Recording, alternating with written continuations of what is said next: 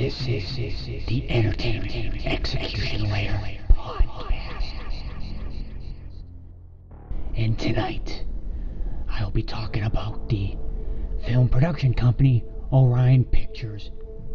Now, I originally thought that they went out of business about 25 years ago. Apparently I was wrong because they are floating around today.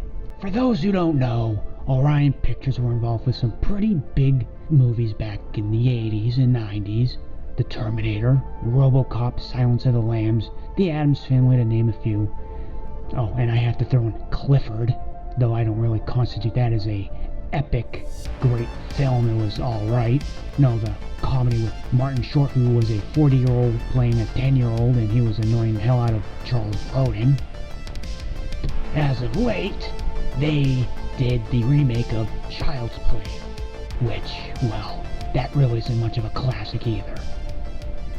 If that's the best that they could come up with, then they probably should have just stayed gone. Well, that's my opinion. And my opinion actually happens to be right on this one, because the Child's Play remake sucked. Alright, so, the article that I picked up from Bloody Disgusting is this. The future of the brand is unclear, but they're focusing on a vanity project, unveiling a new brand new logo. Yeah, great. They also released their new company vision. And here it goes. A direct quote. Orion focuses on inclusive storytelling in film through developing, producing, and acquiring feature films that amplify underserved voices both in front and behind the camera. And that is the end of the quote. Now that's funny because there's nowhere in the quote that they stated that they're going to be focusing on good storytelling, good filmmaking. They'll be focusing on stuff that will make them feel good. I mean, come on, if they're not going to focus on making good movies, good projects, good TV shows, then they should just stay the hell away. They should have never even reformed. That's all I'm saying. There's already enough people out there right now making shitty crap that no one cares about, underwhelming projects that are absolutely no good whatsoever. Do we really need another one out there now doing the same exact thing? How about you get people out there making movies who want to make movies and want to make movies good? I mean, come on, is that too much to ask for? To have people out there actually making films who know what the hell they're doing and who want to go out and make good stuff, not just focusing on feel-good shit. All I'm saying is making good, quality films should be priority number one. Hire the best crew, put the best people in the positions as possible, and actually focus on making the best quality project as you can. Well, anyways, the article ends with, it's always hard to say goodbye. And I'm guessing they're talking about the old logo. So, I guess in other news, Motley Crue, the band who said that they would never play again after, what was it, 2018's tour, they're back. Headline, watch Motley Crue perform in Kansas City during the stadium tour. Yeah, no thanks. I really don't feel the need to spend $160 on a concert to watch some fat 6-year-old guy mumbling through songs because he can't sing anymore. But if you want to, they'll be out and about until September 9th when they finish this tour in Las Vegas. They will be touring with Def Leppard, Poison, and Joan Jett and the Blackhearts. And a side note, this tour was delayed for about 2 years. So, I will be waiting to hear them announce their second farewell tour. And then 2 years later, their second reunion tour. This'll be an ongoing thing just like every other band. Watch. Let's move on to other news. More important news. How about this story about Arnold Schwarzenegger?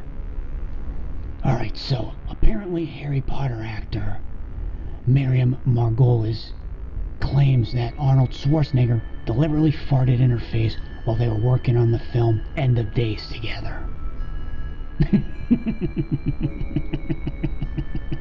To note, this actor who claimed this about Arnold Schwarzenegger played Professor Pomona Sprout in the Harry Potter film series. I don't know how famous she is. I've never heard of her before, and I watched End of Days. She also claims that he is rude and he was full of himself on set. Who cares? I'm just talking about this because I think it's funny that he allegedly purposely belted a fart out right in someone's face. I mean, come on. Can you seriously picture a 6'2" muscle-bound Austrian just fart right in someone's face on purpose? It'd be a pretty funny scene if you ask me. Now, she ends the interview by saying that she farts too, but she doesn't fart in people's faces. It's probably because she doesn't have a sense of humor. I mean, come on, that's actually pretty funny, if you ask me.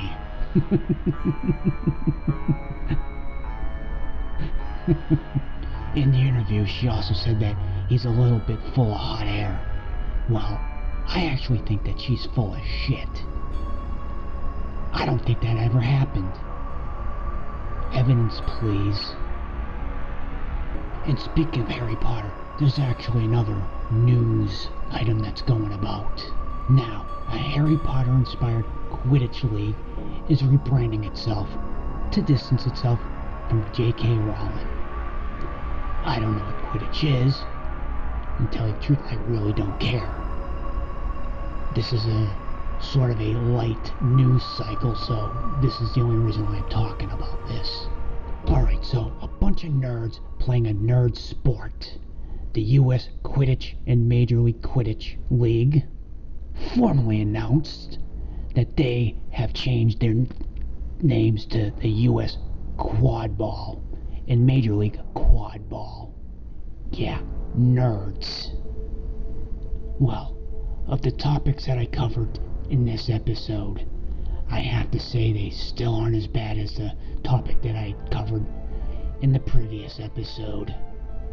Quad ball and farts. And Vince Neil, who can't sing, and a band that should have hung it up and stayed hung up 7-8 years ago.